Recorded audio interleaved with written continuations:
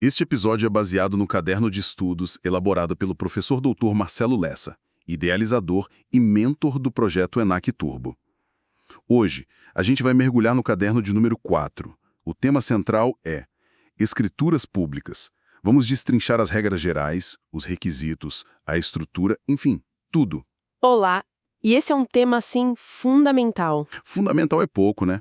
A escritura pública é a alma, a espinha dorsal de um tabelionato de notas. É aquele assunto que não tem jeito, vai estar na prova de alto nível para cartórios. Com certeza. E o nosso objetivo aqui, seguindo a metodologia do professor Lessa, é justamente esse. Pegar essa teoria que às vezes parece muito densa. Árida, até. Exato, árida, e transformar em conhecimento prático, em algo que fique na memória na hora que mais importa. Perfeito. E eu acho que o ponto de partida é mudar a forma de enxergar a escritura. Não é só decorar artigo de lei, é entender o papel do tabelião ali. Ele é um guardião da segurança jurídica. Um guardião, gostei disso. Sim, porque cada requisito, cada vírgula que a gente vai discutir aqui tem uma razão de ser, sabe? É para proteger as partes, para garantir que o negócio jurídico seja sólido, que ele não desmorone lá na frente. Faz todo sentido. Então vamos desvendar isso começando pelo mais básico do básico. O que é, afinal, uma escritura pública? Então, ela é o instrumento que dá forma jurídica à vontade das partes. Mas não só isso, ela faz isso com fé pública, com autenticidade, com uma força probatória que é, assim, plena. E tem um detalhe técnico que o material do professor Lessa aponta sobre ser um ato protocolar. O que isso significa na prática? Significa que ela não é só um papel que as pessoas levam para casa. O original, o protocolo, fica lá, guardado no livro de notas do cartório. Para sempre. Para sempre. Pense nisso. Daqui a 200 anos, aquela manifestação de vontade ainda vai estar lá, preservada. É uma verdadeira cápsula do tempo jurídica. Uau, essa imagem é muito forte.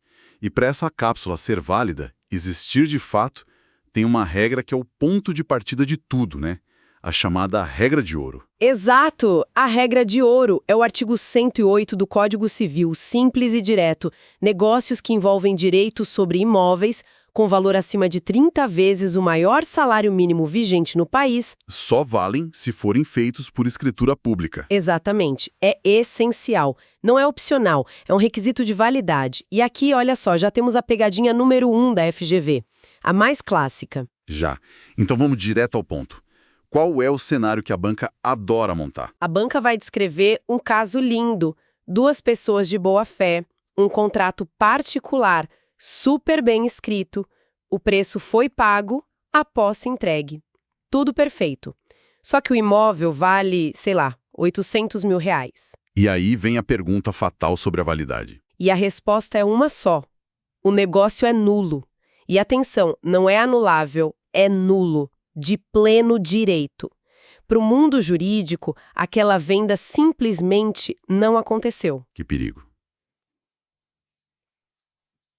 Todo o dinheiro, a boa-fé, tudo fica num limbo. Um limbo perigosíssimo. Por isso, a forma é tão crucial. Entendi. A forma aqui é a própria substância do ato. Então, para essa escritura ser válida, se essa fortaleza, o tabelião segue um checklist, certo? O artigo 215 do Código Civil. É como se fosse um roteiro de segurança em 6 atos. Se faltar um, a peça toda fica comprometida. Vamos passar por eles? Qual é o primeiro ato? O primeiro é o onde e quando. Data e local da realização. Isso situa o ato no tempo e no espaço. Fundamental. Segundo ato. O quem? Qualificação completa das partes. Nome, CPF, profissão, endereço. Tudo para não deixar a menor sombra de dúvida sobre quem está fazendo aquele negócio. Certo. O terceiro seria o coração do ato, imagino. É o coração. O que e por quê. A manifestação clara da vontade. O tabelião tem que ter certeza absoluta que as partes estão entendendo cada cláusula, cada consequência. E depois do coração vem as checagens de segurança. Isso. Ato 4. A referência ao cumprimento de exigências legais e fiscais. Impostos pagos, certidões, a parte burocrática que garante a legalidade. E o quinto? A prova da transparência.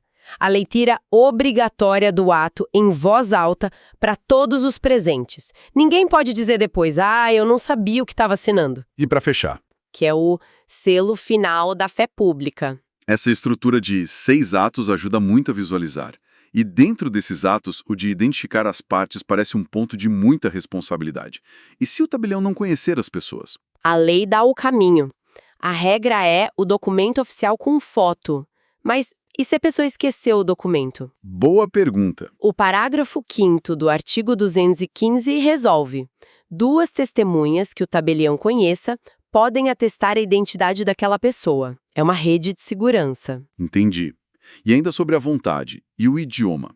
Se uma das partes for estrangeira, Ponto importante. A escritura tem que ser em língua nacional.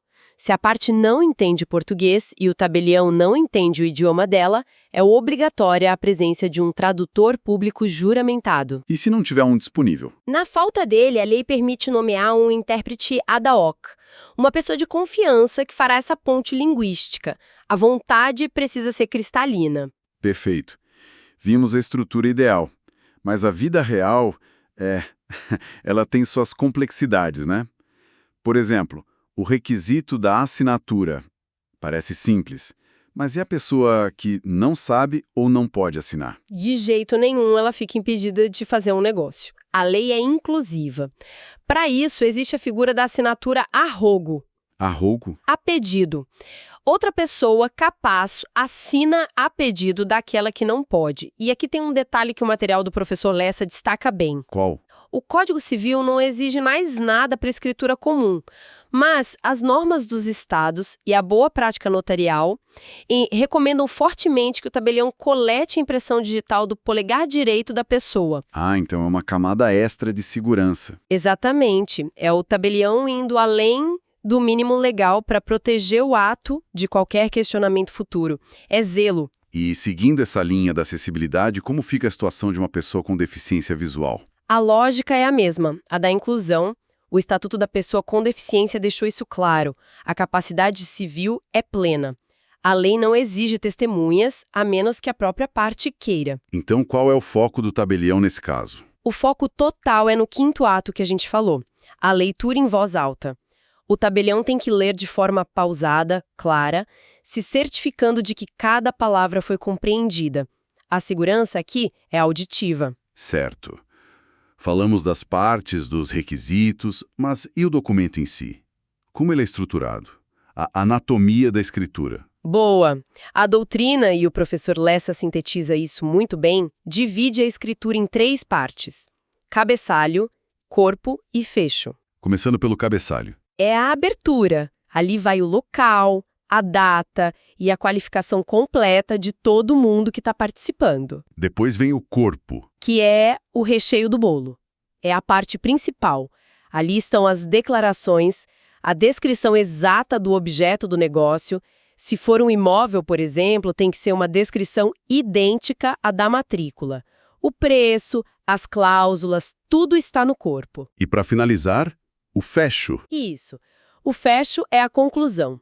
É onde se mencionam as certidões que foram apresentadas, as guias de impostos, a declaração de que o ato foi lido e, claro, o espaço para as assinaturas. E essa descrição do imóvel no corpo, que você mencionou ter que ser idêntica à da matrícula, isso está ligado a algum princípio maior, né? Com certeza, é o princípio da especialidade objetiva, essencial para a segurança do sistema registral.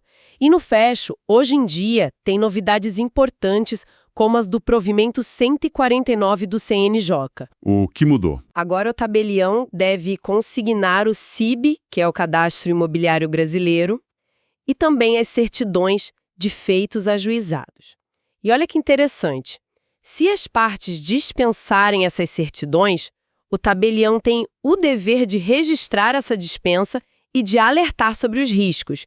Ele não é um mero espectador. Ele tem um papel ativo de aconselhamento. Isso me leva à modernização. Hoje em dia, nem tudo é no balcão do cartório. Temos o e-notariado. Sim, essa foi uma revolução, né? O provimento 100 de 2020, que hoje já está no Código Nacional de Normas, criou a escritura 100% digital. E como funciona? Basicamente, ela se sustenta em 2 pilares: A videoconferência notarial, onde o tabelião vê e ouve as partes, e a assinatura digital com certificado padrão ICP Brasil. A internet não tem fronteiras, mas a atividade notarial tem. Como fica a competência territorial nisso? Sinto o cheiro de pegadinha de prova aqui. E o Faro tá certo, é o ponto que mais derruba candidato. A regra é contraintuitiva. Então vamos deixar bem claro. Para atos sem imóvel, como uma procuração, por exemplo, a escolha do tabelião é livre. Qualquer um no Brasil. Agora, para atos com imóvel. Que é o mais comum. Exato. A regra de ouro é: a competência é do tabelião do domicílio do comprador, do adquirente. O local do imóvel é o plano B. É uma opção que o comprador pode escolher se preferir. Entendi. A regra não é o local do imóvel, é o domicílio de quem compra. A banca deve adorar inverter isso. Adora. Diz que é do vendedor ou que é sempre do local do imóvel. É um erro clássico. Ok, muita informação importante. Vamos tentar condensar isso agora. Naquele formato do fichamento estratégico do professor Lessa, um bate-bola rápido com o essencial. Começo eu. Manda. Artigo 108 do Código Civil. Imóvel acima de 30 salários mínimos, escritura é essencial. Ponto. Requisitos do artigo 215. Data, local, qualificação, vontade, leitura e assinaturas. Faltou um, o ato pode ser nulo. Simples assim. Assinatura a rogo. Para quem não pode ou não sabe assinar. Alguém assina por essa pessoa. E a boa prática diz: colete a impressão digital. Perfeito. E um ponto do fichamento. DOI, Declaração sobre Operações Imobiliárias. O tabelião é obrigado a informar a Receita Federal. Não é opcional. Excelente lembrança. E tem um quadro de alerta no material do professor Lessa que merece um destaque especial: a capacidade das partes. A diferença entre assistir e representar. Parece sutil, mas não é, né? Não é sutil, é um abismo. O relativamente incapaz, que é o jovem de 16 a 18 anos, ele participa do ato. Ele tem vontade, ele manifesta essa vontade, ele assina a escritura. Mas não sozinho. Não sozinho. Ao lado dele, assinando junto, está o seu assistente, geralmente os pais, que estão ali para validar, para concordar com aquela vontade. E o absolutamente incapaz, o menor de 16? Aí é totalmente diferente. Ele não participa, ele não assina. Quem assina por ele são seus representantes legais. A diferença, então, é literalmente a caneta na mão. O de 17 anos assina com um aval. A criança de 14, não. Exato. E se um tabelião, por descuido, colhe a assinatura dessa criança de 14 anos, o ato nasce com um vício grave. Pode ser anulado. É um erro que pode custar muito caro. Fica claro o peso da responsabilidade. Então, juntando todas essas peças, qual é a grande imagem que se forma? O que tudo isso significa, no final? A grande imagem é que a escritura pública é, talvez, o mais poderoso instrumento de prevenção de litígios que nós temos. É a segurança jurídica na sua forma mais pura. E para quem estuda? 215 é o começo. O diferencial, o que vai colocar uma pessoa dentro das vagas, está nesses detalhes. Na competência do notariado, na forma de lidar com os incapazes, nos procedimentos especiais. É aí que a banca testa a profundidade. E isso vai muito além de só aplicar a lei, né? Muito além. A função é aconselhar, é ser o jurista de confiança das partes, que traduz o juridiquês em paz de espírito. E o professor Marcelo Lessa termina o caderno com uma reflexão que resume tudo isso de forma brilhante. Qual é a reflexão? Ele diz: a fé pública notarial é o escudo invisível da sociedade. Em um mundo de fake news e insegurança, o tabelionato de notas é o santuário da certeza jurídica. Honre essa delegação, seja a testemunha verdadeira que a nação precisa. É, uma mensagem muito poderosa para a gente fechar nossa análise. E com essa mensagem fica a pergunta para quem nos ouve. Tem algum caderno, algum tema específico do ENAC Turbo que vocês gostariam de ver analisado aqui na nossa próxima conversa? Podem deixar as sugestões. Seria ótimo ouvir. Podcast produzido a partir do conteúdo do projeto ENAC Turbo, sobre autoria e orientação do professor Dr. Marcelo Lessa. Se esse conteúdo ajudou, não esquece de se inscrever no canal e ativar o sininho das notificações. Assim o YouTube avisa imediatamente assim que o próximo resumo for liberado. Até a próxima!